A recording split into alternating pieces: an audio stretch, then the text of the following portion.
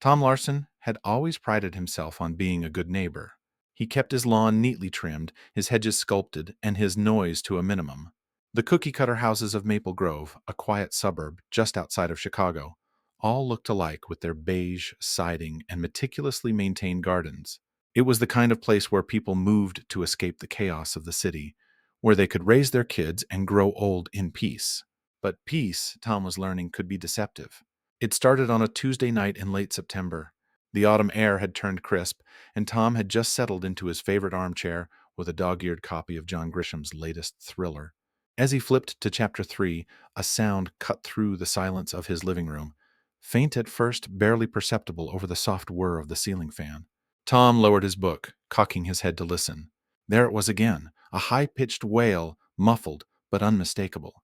It was the cry of a child. He glanced at the clock on the mantel. 11:23 p.m. Far too late for any of the neighborhood kids to be out playing. The sound came again, louder this time, laden with distress. Tom rose from his chair, padding over to the window that faced his next-door neighbor's house. The Millers had moved in about 6 months ago. A young couple, Mike and Sarah, with their toddler son, Ethan. They seemed nice enough, always waving when they passed on the street. But they kept to themselves. Tom couldn't remember the last time he'd seen little Ethan playing in the yard. As he peered through the gap in his curtains, Tom saw that the Miller's house was dark.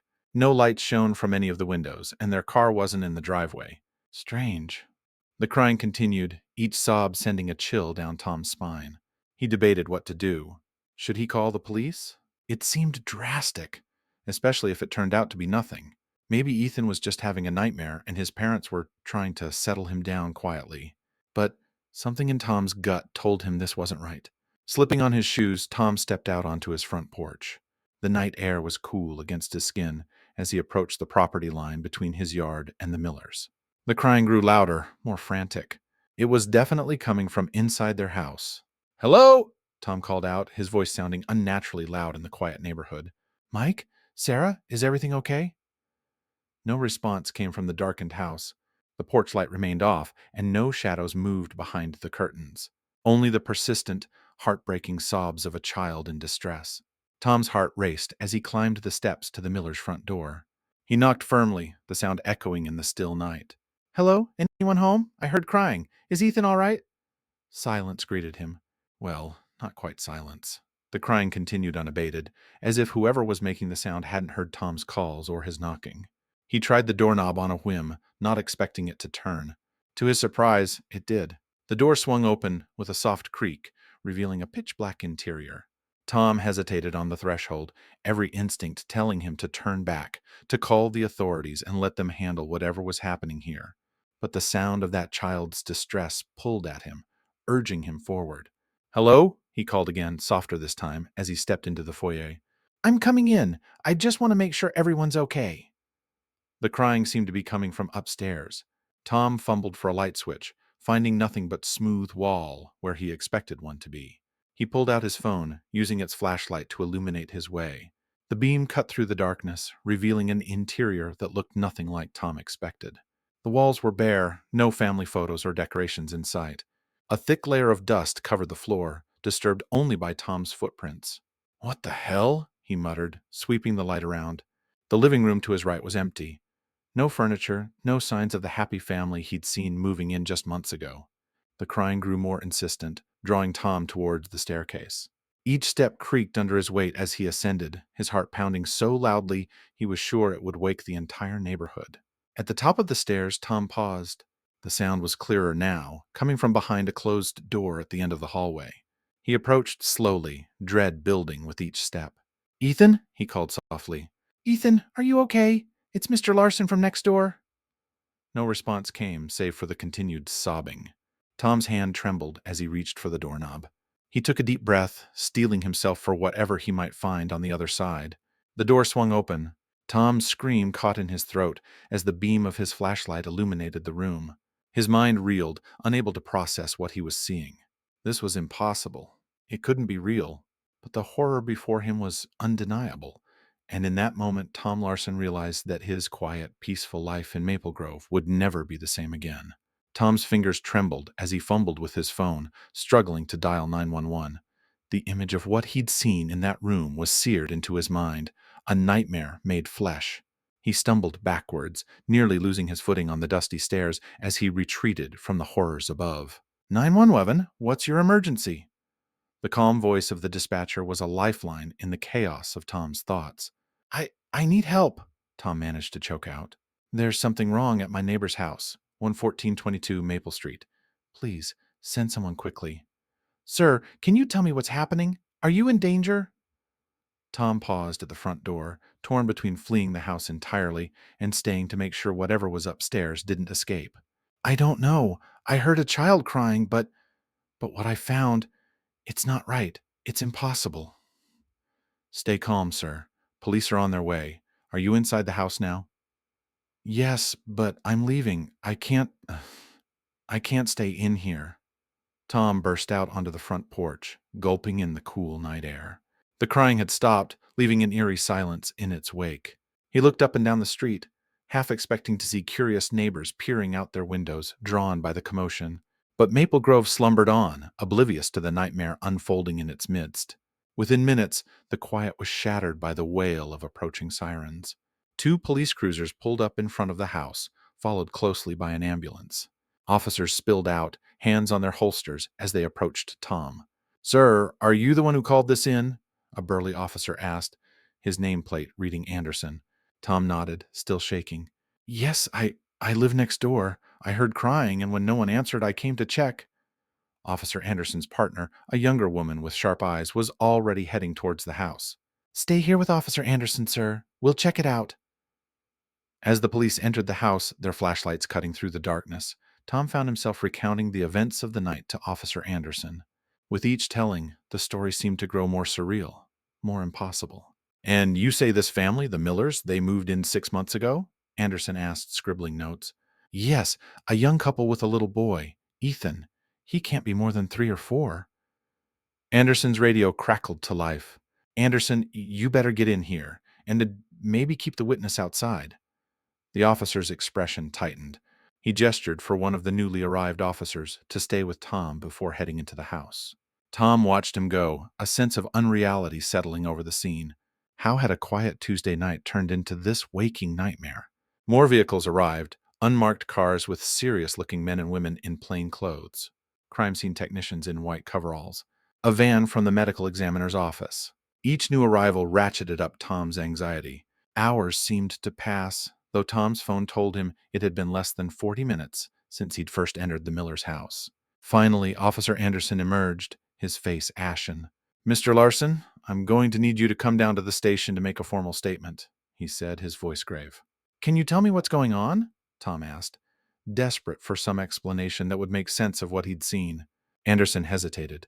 I can't give you details of an ongoing investigation, but what you found tonight, it's connected to something much bigger, something that's been haunting this town for a long time. As if on cue, a gust of wind rustled through the trees lining Maple Street. For a moment, Tom could have sworn he heard the echo of a child's cry carried on the breeze. Officer, Tom said, his voice barely above a whisper, what I saw up there, it wasn't little Ethan Miller, was it? The look Anderson gave him was answer enough. Come on, Mr. Larson, let's get you to the station. It's going to be a long night, and I have a feeling you're going to be a key part of unraveling this mystery. As Tom was led to a waiting police car, he cast one last glance at the house next door.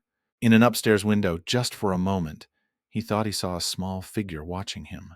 But when he blinked, it was gone, leaving him to wonder if his mind was playing tricks on him after the stress of the night. What he didn't know, as the police car pulled away from Maple Street, was that his ordeal was far from over. The horrors he'd witnessed were just the beginning, the first thread pulled in a tapestry of secrets that had been woven into the very fabric of his quiet suburban community. And somewhere in the night, a child was still crying. The fluorescent lights of the police station buzzed incessantly, casting a harsh glow over Tom's haggard face. He sat in a small interview room, a styrofoam cup of lukewarm coffee clutched between his trembling hands. The events of the night played on repeat in his mind, each recollection bringing a fresh wave of disbelief and horror. The door opened and a woman entered. She was in her mid-40s, with streaks of gray in her dark hair and eyes that spoke of having seen too much. Mr. Larson, I'm Detective Sarah Reeves, she said, settling into the chair across from him. I understand you've had quite a night. Tom nodded, his throat dry. That's that's an understatement.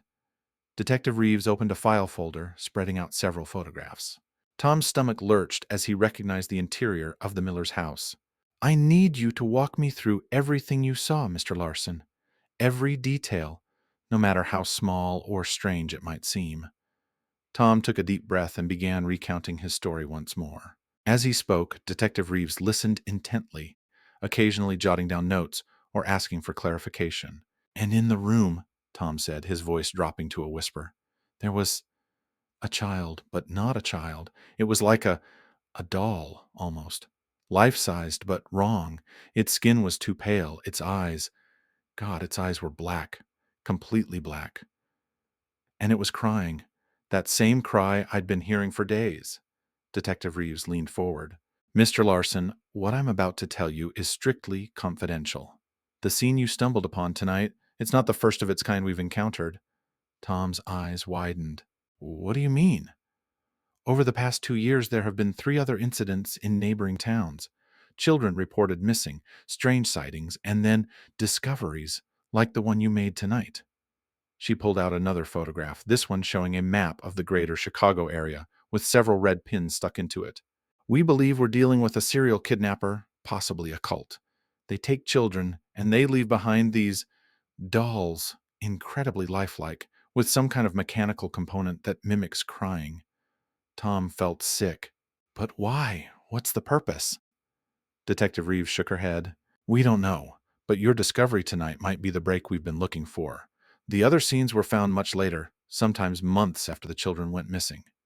This time, thanks to you, we're only hours behind. A thought struck Tom. The Millers, are they? We're looking for them now. No sign of forced entry, no evidence of a struggle. It's as if they simply vanished, leaving everything behind. Tom's mind reeled. How could an entire family disappear without anyone noticing? And then a chilling realization hit him. Detective, he said slowly, I don't think I ever actually saw Ethan Miller.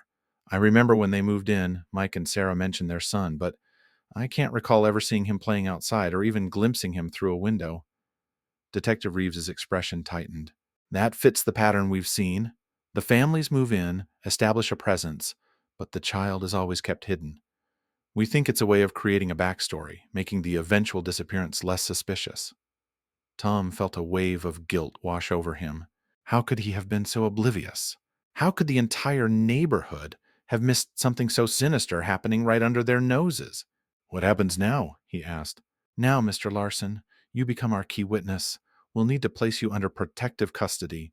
Whoever is behind this, they've managed to stay one step ahead of us at every turn. We can't risk them trying to silence you. The implications of her words sank in. Tom's quiet life in Maple Grove was over. He was now at the center of a nightmare that stretched far beyond his little suburban street. As if sensing his distress, Detective Reeves softened her tone. I know this is a lot to take in, Mr. Larson, but you've given us our best chance yet at stopping these monsters and saving God knows how many children. Tom nodded, a resolve settling over him. The image of that terrifying doll child flashed in his mind, followed by the faces of all the neighborhood kids he'd watched grow up over the years. If there was even a chance he could prevent another family from suffering such a fate, he had to try. What do you need me to do? He asked. Detective Reeves allowed herself a small smile. For now, we need you to remember every detail about the Millers, every interaction, no matter how small. And then, Mr. Larson, we're going to set a trap, because whoever is behind this, they're going to want to know exactly what you saw in that room. As Tom settled in for what promised to be a long night of questioning, he couldn't shake the feeling that somewhere in the darkness, a child was still crying. And this time, he was determined to answer that cry no matter the cost.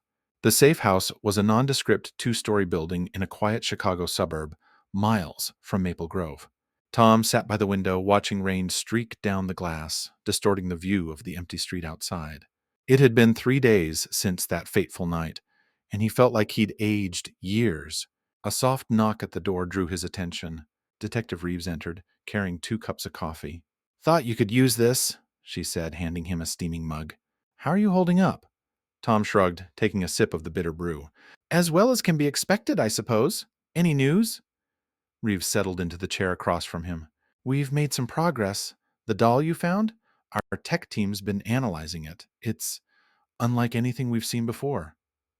What do you mean? The level of craftsmanship is extraordinary. The skin is a synthetic polymer that's nearly indistinguishable from human tissue, and the internal mechanics, they're not just producing sound. The doll can move, blink, even simulate breathing. Tom felt a chill run down his spine. Why? What's the point of creating something so lifelike? Reeves hesitated. We're not sure, but we have a theory. We think these dolls are more than just decoys. They might be practice. Practice for what? For creating the perfect replacement. The implications hung heavy in the air. Tom's mind raced with horrifying possibilities. Reeves continued, We've been digging into the Millers' background. Everything about them is fake. Social security numbers, work history, even their college degrees, all elaborately forged. So they were part of this, whatever it is, all along? Reeves nodded. We think so, but here's where it gets interesting. We found traces of their real identities. Sarah Miller? Her real name is Emily Hoffman. She was reported missing 22 years ago when she was just 7 years old. Tom's eyes widened. You're saying? We think Sarah, Emily, was once a victim herself. Somehow she became part of the organization that took her. The pieces started falling into place in Tom's mind. And now they're taking more children. But why? What are they trying to achieve? Reeves leaned forward, her voice low. We believe we're dealing with a group that's been operating for decades, possibly longer. They're not just kidnapping children, they're grooming them, molding them into something else. But for what purpose? That's what we still need to figure out. But whatever it is, it's big. We've uncovered financial trails leading to shell companies, properties all over the country. This isn't just a local operation, Tom. It's nationwide, maybe even international. Tom felt overwhelmed. What had started as a strange noise from a neighbor's house had ballooned into a vast conspiracy that defied belief. What can I do? He asked, surprising himself with the determination in his voice. Reeves smiled grimly. That's actually why I'm here. We're setting up an operation, and you're going to be at the center of it. She pulled out a folder, spreading several documents on the coffee table between them. We're going to leak information about a witness in the Maple Grove incident, just enough to pique their interest. Then, we're going to make it look like you've slipped away from protective custody. Tom's heart raced. You're using me as bait. It's risky, I won't lie, but it might be our best shot at drawing them out. Maybe even leading us to where they're keeping the children.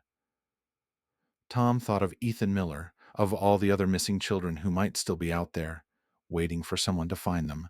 He thought of Sarah/Emily, a victim turned perpetrator, and wondered how many others like her were out there. I'll do it, he said, his voice steadier than he felt. Reeves nodded, relief evident in her eyes. We'll have eyes on you at all times. At the first sign of trouble, we'll move in. As they began to go over the details of the operation, Tom couldn't shake the feeling that he was stepping into something far larger and more dangerous than he could imagine. The sound of a child's cry echoed in his memory, driving home the stakes of what they were about to attempt. Somewhere out there, a shadowy organization was stealing children, replacing them with lifelike dolls and reshaping them for some unknown purpose. And now Tom Larson, an ordinary man from a quiet suburban street, found himself on the front lines of unraveling this sinister web. As night fell over the safe house, Tom steeled himself for what was to come. The trap was set. All that remained was to see who or what it would catch. The streetlight flickered ominously as Tom made his way down the deserted alley. His heart pounded in his chest, each beat seeming to echo off the graffiti-covered walls. He was exposed, vulnerable, exactly as planned. Remember, we've got eyes on you at all times. Detective Reeves's voice crackled through the nearly invisible earpiece. Just act natural. If they're watching, we want them to think you're alone and scared. Tom didn't have to act much for that part. The weight of the situation pressed down on him like a physical force. Somewhere in the shadows, he knew, members of this mysterious organization might be watching, waiting for their chance to silence the witness who had seen too much. He turned a corner, stepping into a pool of light cast by a lone street lamp. This was the spot they had chosen, open enough to be inviting for a potential abduction, but with enough cover for the police surveillance team to remain hidden. Minutes ticked by, feeling like hours. Tom paced, checked his watch, played the part of a man on the run with nowhere to go. And then, just as the tension was becoming unbearable, it happened. A van, nondescript and windowless, rolled slowly down the street. Tom's pulse quickened. This was it. The van stopped, its side door sliding open with a soft hiss. Two figures emerged, faces obscured by shadows. "Mr. Larson?" one of them called out, the voice disturbingly friendly. "We've been looking for you." Tom took an involuntary step back. Who are you?" "Friends," the figure said, stepping into the light. It was a woman, probably in her 50s, with silver hair and a smile that didn't reach her eyes. "We understand you've had quite an ordeal. We're here to help." "Help?" Tom's voice cracked. "I don't understand." The woman's smile widened. "Oh, I think you do, Tom. May I call you Tom? You've seen something you weren't supposed to see, but it's not too late. You can still be part of something miraculous." A chill ran down Tom's spine. This wasn't how it was supposed to go. Where was the tactical team? Why wasn't Reeves giving him instructions? As if reading his thoughts, the woman chuckled. "Your police friends won't be joining us, I'm afraid. We've made sure of that. Now, why don't you come with us? We have so much to show you." Tom's mind raced. The operation had been compromised somehow. He was truly alone. I, I don't want any trouble," he stammered, backing away. The woman's expression hardened. "I'm afraid it's a bit late for that, Tom. You've already caused us quite a bit of trouble, but we're willing to forgive if you're willing to listen." The second figure stepped forward, a man, tall and broad-shouldered. His hand disappeared into his jacket, and Tom caught a glimpse of metal. "Please," the woman said, her tone eerily soothing. "We don't want to hurt you. We just want to talk, to show you the truth." In that moment, Tom made a decision. If he ran, he'd likely be shot. If he went with them, he might have a chance to gather more information, to find out what happened to the tactical team, maybe even to uncover the truth about the missing children. "All right," he said, his mouth dry. "I'll come with you." The woman's smile returned, triumphant. "Excellent choice, Tom. I promise. By the time our conversation is over, you'll see things very differently." As they led him to the van, Tom cast one last desperate glance around the alley. There was no sign of Detective Reeves or any of the other officers who were supposed to be protecting him. He was on his own, stepping into the heart of the very conspiracy he had unwittingly uncovered. The van's door slid shut behind him with a finality that sent a shudder through his body. As they drove off into the night, Tom couldn't shake the feeling that he had just made either the bravest or the most foolish decision of his life. What he didn't know was that this was only the beginning. The true horrors and wonders that awaited him would challenge everything he thought he knew about the world, about the nature of humanity, and about the thin line between reality and nightmare. As the van wound its way through the darkened streets of Chicago, Tom Larson steeled himself for whatever lay ahead, clinging to the hope that somehow, some way, he might still be able to save the missing children, and perhaps, in the process, save himself. The van came to a stop after what felt like hours of driving. Tom had lost all sense of direction, his mind a whirlwind of fear and confusion. The silver-haired woman, who had introduced herself only as Madame, sat across from him, her piercing gaze never leaving his face. As the rear doors opened, Tom found himself blinking in the harsh light of what appeared to be an underground parking garage. Concrete pillars stretched into the distance, the space eerily empty save for a few nondescript vehicles. "Welcome, Tom," Madame said, gesturing for him to exit the van. "To the future of humanity." They led him to an elevator, its polished steel doors reflecting Tom's haggard appearance. As they descended, Tom's ears popped, suggesting they were going deep underground. When the doors finally opened, Tom gasped. They stepped out into what looked like a state-of-the-art research facility. Men and women in lab coats hurried past, carrying tablets, and engaged in hushed conversations. Through large observation windows, Tom caught glimpses of advanced equipment he couldn't begin to understand. "What is this place?" he asked, his voice barely above a whisper. Madame's smile was enigmatic. "This, Tom, is where we're reshaping the very essence of what it means to be human." They walked down a long corridor, passing rooms filled with complex machinery and holographic displays. Tom's head swam with the implications of what he was seeing. "I don't understand," he said. "What does this have to do with the missing children? With that doll I found?" Madame stopped in front of a large view screen. With a wave of her hand, it came to life, displaying a dizzying array of data and images. Humanity, Tom, is at a crossroads, she began. We face existential threats: climate change, overpopulation, resource depletion. Our bodies, miraculous as they are fragile, limited. But what if we could change that? Images flashed across the screen, human figures transforming, merging with technology in ways that seemed impossible. The children, Madame continued, her voice taking on a fervent quality, are the key. Their minds are malleable, their bodies adaptable. We're not kidnapping them, Tom. We're saving them. And through them, saving all of humanity. Tom felt sick. You're experimenting on them? We're evolving them, Madame corrected, enhancing their capabilities beyond anything nature could achieve. The dolls you saw, early prototypes, synthetic bodies capable of housing a human consciousness, and suburbia. She led him to another room, this one filled with what looked like cryogenic pods. Through the frosted glass of one, Tom could make out the small figure of a child. Oh my God, he breathed. Don't be alarmed, Madame said soothingly. They're perfectly safe, in stasis while their minds are expanded. When they awaken, they'll be the first of a new species. Homo novus, new human. Tom's mind reeled. This was beyond anything he could have imagined. But you can't just decide this for them, for all of humanity. It's not right. Madame's expression hardened. Right? Was it right when we developed vaccines? When we created artificial hearts? Every leap forward in human history has been met with fear and resistance. We're simply taking the next step. She placed a hand on Tom's shoulder, her touch surprisingly gentle. I know this is overwhelming, but I brought you here for a reason, Tom. We want you to join us. Join you? Tom sputtered. I'm nobody, just a guy who heard a noise next door. Madame's smile returned. You're far more than that, Tom.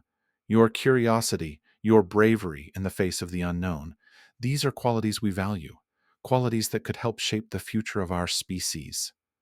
She gestured towards a door at the end of the hall. There's someone who wants to meet you, someone I think might change your perspective on all of this. As they approached the door, Tom's heart raced. He didn't know what to believe anymore. Part of him wanted to run, to find a way to alert the authorities to this madness. But another part, a part he was almost ashamed to acknowledge, was fascinated. What if they were right? What if this was the next step in human evolution? The door slid open, revealing a small, comfortably furnished room. And there, sitting on a couch with a book in his lap, was a boy Tom recognized immediately from the photos he'd seen. Ethan? He gasped.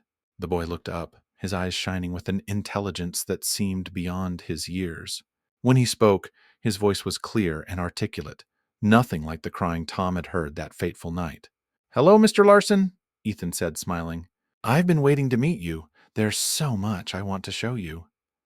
As Tom stood frozen in the doorway, caught between horror and wonder, he realized that his journey into this new and terrifying world was only just beginning. Tom's mind struggled to process what he was seeing. Ethan Miller, the boy he'd thought was in danger, sat before him, calm and composed. There was an otherworldly quality to the child, an aura of knowledge that seemed impossibly vast for someone so young. Please sit down, Mr. Larson, Ethan said, gesturing to an armchair. I know you have questions. I'm here to provide answers. Hesitantly, Tom lowered himself into the chair, his eyes never leaving Ethan's face. Madame stood by the door, a silent observer to this surreal reunion. What have they done to you? Tom asked, his voice barely above a whisper. Ethan's smile was gentle, almost pitying. They've given me a gift, Mr. Larson, the gift of potential fully realized. He held up his hand, and to Tom's astonishment, holographic images sprang from the boy's palm. Complex equations, molecular structures, and designs for machines Tom couldn't begin to comprehend. My mind has been expanded, Ethan continued. I can process information at speeds that would be impossible for an unaltered human brain. I can see patterns, make connections that were once beyond our species' capability. Tom felt a chill run down his spine. But at what cost? You're just a child, Ethan. They've taken away your childhood, your freedom to choose. Ethan's expression turned serious. Choice is an illusion, Mr. Larson. We're all shaped by our circumstances, our genetics, our environment. What they've done is give all of us the power to shape our own evolution. As if on cue, the wall behind Ethan shimmered and became transparent, revealing a vast chamber beyond. Tom gasped as he saw dozens of children, some as young as Ethan, others in their teens, engaged in activities that defied belief. Some were manipulating complex holographic interfaces, others were demonstrating physical abilities that seemed superhuman. "This is the future, Mr. Larson," Madame said, speaking for the first time since they'd entered the room.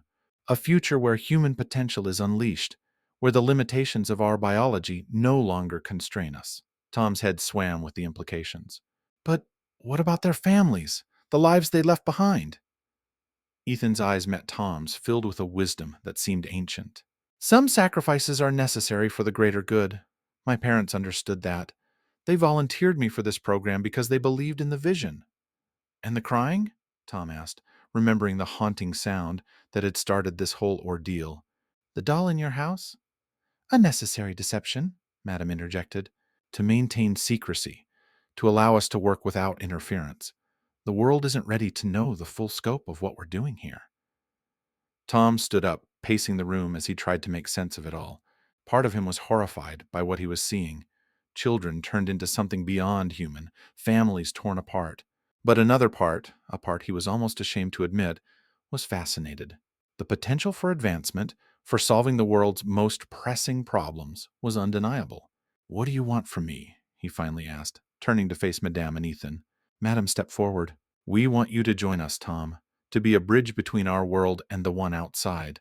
Your experience, your perspective, they could be invaluable as we move forward." "And if I refuse?"